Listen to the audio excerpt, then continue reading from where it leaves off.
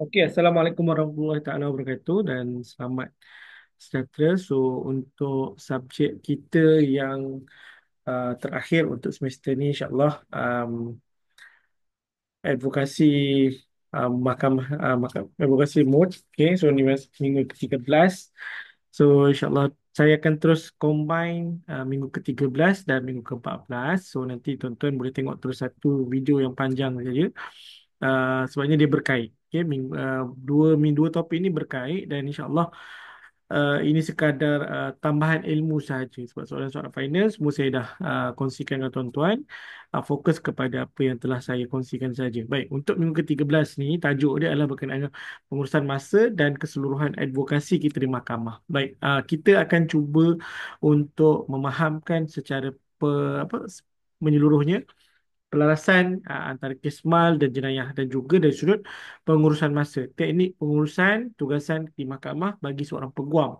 Untuk menjadi seorang peguam yang bagus dan seorang peguam yang dihormati dan disegani, antara elemen yang penting yang selalu saya titik beratkan kepada saya punya staff saya, chambering saya ataupun peguam saya adalah berkaitan dengan masa. Bila kita boleh menghormati masa, orang akan menghormati kita. Tapi bila kita tak boleh nak menghormati masa, yakin dan percayalah tak ada orang akan mudah untuk menghormati kita. Sebabnya masa tu, daripada masa tu sendiri akan membuatkan seseorang itu lebih orang kata boleh uh, banyak benda yang boleh dibuat. Boleh boleh rangka soalan-soalan untuk bicara, boleh rangka untuk apa next case dan sebagainya. So kena faham. Right? So untuk minggu ni kita akan cuba fahamkan kedua-dua topik. Alright? Baik, sebagai pendahuluan, tengok dulu. Profession guaman kita ni. Sekejap, sorry, tak maaf. Ah, dia bergerak sikit. Okay, alright. Dalam profession guaman kita ni tuan-tuan, pengurusan masa yang sangat cekap ataupun yang cekap dan juga kefahaman kita sebagai peguam secara menyeluruh terhadap keseluruhan proses advokasi, proses kita nak represent di mahkamah bagi pihak anak guam adalah satu merupakan aspek yang kritikal untuk pastikan dari sudut kelancaran perkhidmatan kita sebagai peguam dari sudut undang-undang. Dan peguam juga bukan sahaja perlu menguasai aspek teknikal undang-undang itu sendiri, malah kita turut dituntut untuk menyelaraskan pelbagai jenis kes, sama ada kes man ataupun kes jenayah, secara cekap dan beretika. Dan keupayaan kita untuk kita menyusun segala tugasan, kita merancang perbicaraan dan mengelakkan pertindihan jadual mahkamah. Dia akan menentukan tahap profesionalism dan keberkesanan seorang peguam. Memang tidak dinafikan ada masanya kita akan bertindak kes itu, tapi mungkin daripada cara kita mengendalikan ataupun kita um, istilahnya kita menyusun jadual kita. Contoh, bertindak di antara kes di mahkamah di Kuantan dengan bertindak di antara kes mahkamah di Rau. So, macam mana kita nak menyusun dua kes? Dua daerah ni jauh. Jadi, macam mana kita nak menyusun perjalanan di antara Kuantan dan Rau? Ataupun mungkin kita boleh minta kawan-kawan yang kebetulan pada hari kejadian tidak ada kes, minta untuk dibuat satu MOB ataupun mention on behalf kepada kita untuk pastikan bahawa walaupun kita tak hadir ke court tersebut, tapi proceeding tetap boleh berjalan dengan kehadiran rakan kaunsil kita lah. Alright? Baik, ini sebagai pendahuluan. Baik, seterusnya kita tengok kefahaman secara menyeluruh penyelesaian kes mal dan jenayah. Bagi peguam yang mengendalikan kes mal dan jenayah secara serentak, dia perlu mempunyai kefahaman yang menyeluruh terhadap perbezaan struktur dan prosedur. Dia ada beza. Untuk kes mal, kita ada proceeding tata cara mal. Untuk kes jenayah, kita ada proceeding tata cara jenayah. Jadi, kedua-dua ni memainkan peranan yang penting untuk membezakan bagaimana proceeding kes mal berjalan dan kes jenayah berjalan. Okey. Sebagai contoh, kalau kata kes mal, tuntutan nafkah, hak penjagaan anak atas pencairan cerai dan poligami sebagainya, dari sudut prosedur ni, dia akan bermula dengan penyediaan dokumen, iaitu kita nak sediakan saman dan pernyataan tuntutan ataupun permohonan dan affidavit, dokumen sokongan dan segala jenis autoriti. Dan dari sudut perbicaraan, kita perlu kumpulkan keterangan melalui sama ada lisan ataupun bertulis ataupun keterangan daripada saksi-saksi kita, dan kita akan ada satu proseeding untuk berhujah di akhir sebelum mahkamah ataupun hakim membuat keputusan. Okey. Contoh kalau untuk kes jenayah. Kalau kes jenayah, contoh kes zina, khaluat dan sebagainya. Antara peranan kita sebagai peguam, kita akan bertindak sebagai pihak um, apa kita akan bertindak sebagai pihak yang akan membela anak guam dan kita akan cuba mencabar segala keterangan-keterangan yang dibawakan oleh pihak saksi, pihak pendakwa ataupun worst kamu saya pun ialah kita akan memfailkan satu bantahan atau perayuan kepada keputusan kes. Namun begitu, kalau kata kita dilantik sebagai pihak peguam pendakwa, jarang-jarang berlaku tapi boleh berlaku. Pihak pendakwaan melantik kita sebagai peguam bagi pihak mereka untuk membantu mereka. Jadi peranan kita pada waktu itu ialah kita akan membantu pihak pendakwaan untuk menyediakan kertas pertuduhan dan juga bersedia untuk memanggil saksi-saksi pendakwa dengan mengukuhkan bukti yang berkaitan yang mana kita akan menggunakan skill kita di pihak pembelaan kepada pihak pendakwa. Okay? Jadi kena faham kat situ dia ada peranan yang berbeza. Baik, seterusnya.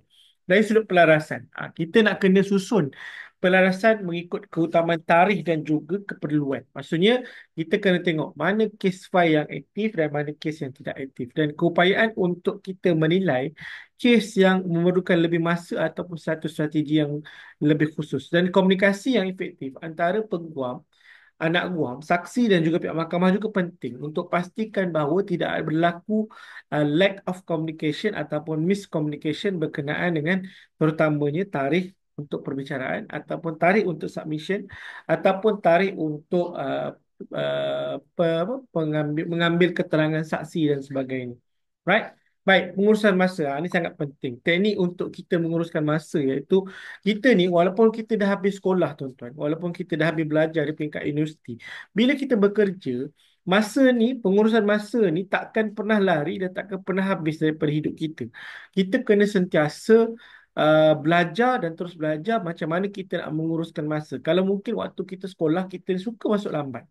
Kalau kalau time kerja tuan-tuan masuk lambat, mungkin itu akan menyebabkan tuan-tuan akan dipanggil oleh pihak ketua jabatan untuk menunjukkan sebab. Jadi mungkin bila kita dah mula masuk ke alam kerjaya, kita kena belajar untuk cuba menghormati masa. Sebab tu saya kata, bila kita belajar untuk menghormati masa, orang akan belajar untuk menghormati kita. Sebab orang tahu kita ni seorang yang punctual, kita ni seorang yang tidak boleh bermain dengan masa. Sebab tu bila saya berjumpa dengan mana-mana klien, saya akan bagi tahu pada klien. Kalau saya dah tetapkan masa pukul 3 petang dan klien datang pukul 3:30 petang, saya akan bagi tahu pada puan, masa puan dah tinggal lagi 30 minit ataupun 40 minit. Kalau saya kata masanya adalah 1 jam, saya akan bagi tahu. Saya nak puan datang kalau pukul 3 kena datang. Kalau tak, saya akan kira masa tu berjalan. So, klien-klien datang berjumpa dengan kami, biasanya dia tahu untuk menghormati masa. Sebab bila you boleh um, apa uh, manage your time, so you boleh buat banyak perkara.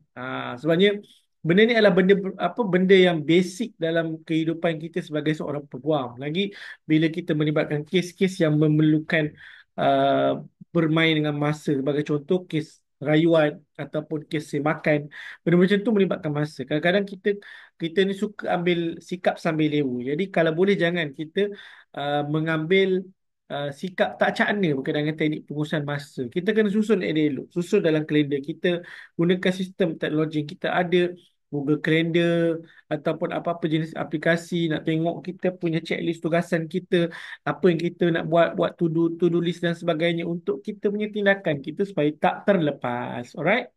Baik, blok masa ni, time blocking ni maknanya ini lebih berkait kepada bila kita nak berjumpa dengan anak guam ataupun kita nak settlekan time untuk kita siapkan hujahan ataupun apa-apa discussion dengan anak guam berkaitan dengan kes yang sedang berjalan. Maksudnya kita kena ada satu time. Contoh macam saya biasa kalau melibatkan consultation dengan klien, saya akan minta masa yang sesuai. Saya akan tanya klien bila waktu yang dia nak jumpa dan saya akan blok masa apabila klien bersetuju dengan kita punya fee untuk consultation. Ingat saya ajar di awal tajuk topik minggu awal kita adalah berkenaan dengan bayaran kepada khidmat peguam. So benda tu pun dia bermain dengan masa kita. You nak beli masa saya, you nak jumpa saya, ibarat you beli masa saya. So, you kena bayarlah masa saya. So, kalau bila dia bayar masa kita, kita kena bagi tahu pada klien. Kita beritahu pada klien bahawa tarikh ini saya boleh blok, cumanya ada bayaran. So, Untuk kecuali kalau klien tu dah sedia ada, kalau klien tu dah memang kes klien tengah berjalan kes, janganlah kita charge pula. Itu dah termasuk dalam kita punya legal fees dah. Kita tarik daripada legal fees je lah. So kalau kita nak buat perbincangan klien, sekali dia jumpa dengan klien untuk berbincang, tak ada masalah. Kita terus dia kata kat klien, okay puan, hari ni kita nak buat perbincangan untuk kes puan ni. Jangan time tu kita suruh dia bayar pula masa kita. Memang kita kena punya masa kita berbayar. Tapi walaupun masa kita tu berbayar, kita dah dibayar secara penuh melalui legal fees yang dibayar oleh klien. Ha, tu beza klien yang dah ongoing case dengan klien yang baru nak konsak sahaja. Ha, okay. Okay, so nya delegasi dan kolaborasi ini melibatkan kalau kes-kes yang besar, kes-kes yang melibatkan rayuan, semakan. Kalau boleh apa, set up team. Set up team ni maknanya kita pastikan kita ada team kita untuk sama-sama bantu uh, membuat kerja-kerja yang berkaitan. Alright? Baik, yang seterusnya pengurusan fail. Kita kena kelaskan fail mengikut jenis-jenis mal, di sini jenayah, di sini apa status kes dia masih aktif ataupun tertangguh ataupun perlukan tindakan yang segera dan penyediaan court bundle pun perlu ada. Kena kena sedia awal. Ni untuk mengelakkan bagi kelewatan proceeding kes tu berjalan. Maksudnya contoh kalau melibatkan kes perbicaraan sebelum bicara kita ada satu proceeding kita panggil pengurusan kes. So pengurusan kes ini perlu diselesaikan sebelum masuk kepada prosiding bicara. Sebab apa? Sekarang ni mahkamah dia tak nak dah kita masa kita bicara itulah kita tender dokumen tak nak. Mahkamah dia nak kau masuk bicara, kau dah ready dah untuk bicara apa benda yang korang dua tak setuju. Apa benda pihak A tak setuju dan pihak B tak setuju. Mahkamah tak nak dah dengar yang dipersetujui. Contoh yang dipersetujui ni fakta berkaitan pihak-pihak. Dia ni siapa nama, dia ni bukan isteri siapa. Semua. Mahkamah tak dengar itu. Mahkamah cuma nak dengar apa fakta yang kalian berdua tidak setuju. Yang itu je mahkamah nak bicarakan. Dan apa yang perlu diputuskan oleh pihak mahkamah. So kat situlah kena sediakan court bundle lebih awal supaya tidak berlaku kelewatan dan tidak perlu berlaku penangguhan dan sebagainya. Ha, okey. Kemudian elak konflik jadual. Kita pun kena semak. Kita ni banyak kes. Peguam ni banyak kes. Jadi kita perlu sentiasa menyemak jadual ataupun menyemak tarikh-tarikh bicara supaya kita tahu, oh next ni apa yang berlaku, apa yang berlaku. Kalau kata ada berlaku pertidih,an tuan-tuan. Ke, kita kena cepat untuk buat permohonan penangguhan secara formal ataupun secara teratur kepada pihak mahkamah. Maksudnya kita hantar satu surat kepada pihak mahkamah bagi tahu tarikh ini saya dah ada kes di mahkamah lain. Jadi saya mohon tarikh baru untuk disesuaikan dengan jadual saya. So jangan kita ambil kesempatan pula dengan pihak mahkamah. Sebenarnya mahkamah memang boleh menerima tangguhan itu. Tapi kalau boleh jangan terlampau kerap sangat menangguh kes. Alright? Baik. Baik tuan-tuan, secara kesimpulannya, untuk kita menjadi seorang peguam yang berjaya dalam bidang kepeguaman kita ni dan kejayaan kita dalam bidang advokasi, advokasi ni adalah kita punya skill kita untuk bercakap. Dia tidak hanya bergantung kepada kemahiran kita berhujah di depan hakim. Bukanlah orang peguam yang pandai berhujah di depan hakim dan dia power, tidak. Cuma dia menjadi satu skill ekstra. Maksudnya apabila dia um, pandai berhujah di depan hakim, dia sebenarnya menjadi satu kredit advance, kredit ekstra kepada dia untuk menarik perhatian pihak mahkamah. Tapi dari sudut pengurusan masa, dia out. Sama juga. Dia yang pentingnya bila kita pandai berhujah dan kita pandai mengurus masa kita dengan baik dan kita pandai mengurus kita punya file case dan sebagainya. So setakat hari ini saya tak pernah jumpa lagi peguam-peguam macam ni hidupnya kucalana. Tidak. Biasanya kehidupan peguam-peguam yang pandai menyusun masa ni kehidupannya sangat teratur. Dan yang paling utama adalah kefahaman kita sebagai peguam secara menyeluruh terhadap dua kes, mal dan jenayah. Dia sangat membantu kita untuk yang pertama kita susun strategi untuk bertindak dengan efisien dan dalam masa yang sama kita punya pengurusan masa kita akan lebih berstruktur dan kita dapat meningkatkan produktiviti kita sebagai peguam selain kita dapat kurangkan stres. Kebanyakan peguam-peguam bila dia stres, cuba tuan-tuan tanya dia. Mesti dia akan cakap, antara perkara yang dia akan cakap adalah aku tak cukup masa nak buat ni, aku tak cukup masa. Sedangkan masa tu semua orang Allah bagi sama, 24 jam, 7 hari seminggu, 30 hari sebulan, 365 hari setahun. Semua orang dapat benda yang sama, tak lebih tak kurang, tak ada yang terlebih, tak ada yang terkurang. Kalau kata kita kena tahu lompat pun tetap sama. Jadi bagaimana cara kita untuk menguruskan masa kita supaya kita boleh kurangkan stres kita sebagai peguam dan kita boleh kekalkan image profesional kita sebagai seorang peguam, dan kita juga boleh menjadi seorang peguam yang berwibawa supaya klien lebih trust kepada kita. Selain daripada kita menjadi pendukung keadilan dan mengurus masa dengan kes yang berjalan secara tertib dan teratur. So, untuk minggu ni, Alhamdulillah ini sahaja penjelasan yang perlu saya jelaskan. So, saya nak terus kepada minggu ke-14. Alright? Baik. Saya buat senang je. Dalam satu video je, mudah. Alright. Untuk minggu ke-14 ni lebih kepada kita nak buat simulasi. Simulasi sebenarnya kita kena ada ni, tapi sebabkan kita hanya berdua, ada bertiga. Student pun dua orang.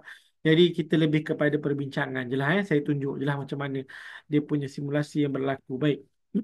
Kalau kita lihat secara pendahuluan, simulasi ini adalah uh, satu cara untuk kita nak test, try and error apa yang kita dah belajar.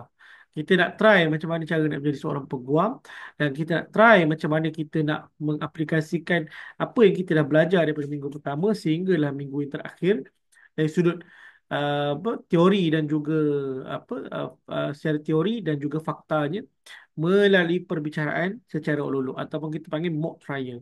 Dan benda ni perlu dibuat, sebenarnya kalau cadangan saya, benda ni perlu dibuat secara lebih kerap. Maksudnya bukan hanya pada minggu terakhir, tapi minggu yang awal-awal pun dah kena buat. Sebabnya supaya kita boleh bersedia. Bila kita masuk ke dunia kerja yang sebenar, kita dah bersedia untuk menjadi seorang peguam. Dan dia akan memberikan uh, pengukuhan secara kompetensi melalui latihan simulasi yang kita buat ni. Terutama dalam kes mal dan jenayah. Sebab dia ada perbezaan bila kita mulakan proceeding dalam kes mal dan kes jenayah. Dia ada perbezaan dari sudut macam mana untuk kita bawa kes tu di mahkamah. Baik.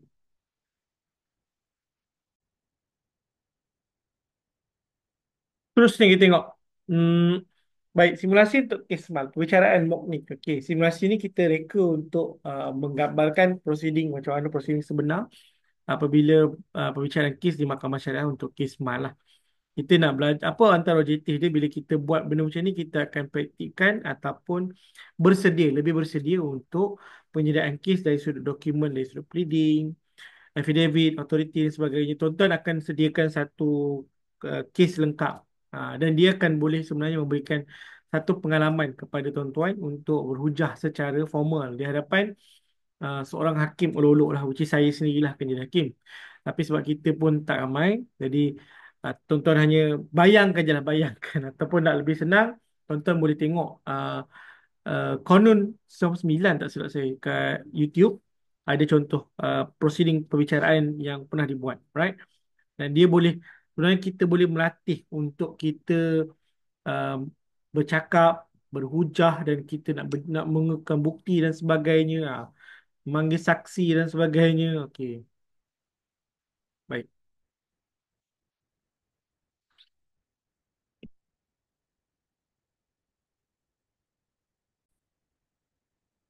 Okey, berkenaan dengan simulasi kes mal ni, dia ada beza sikit bila kita tengok antara kes mal dan kes jenayah. So, tuan-tuan kena pandai sesuaikanlah dengan situasi. Baik. Okey, kenapa dia ada proses dia. Proses dia, kita biasanya kita akan bahagikan antara peguam plaintiff, peguam defendant, saksi dan juga hakim. Dan kita akan sediakan biasanya ringkasan fakta kes dan fail dokumen yang berkaitan lah. Dan simulasi ini biasa dijalankan seperti perbicaraan sebenar. Ada sebutan, ada pengujahan, ada keterangan saksi, kemudian ada keputusan daripada pihak mahkamah, pihak hakim lah. Okay, kalau untuk kejenayah, dia berbeza sedikit.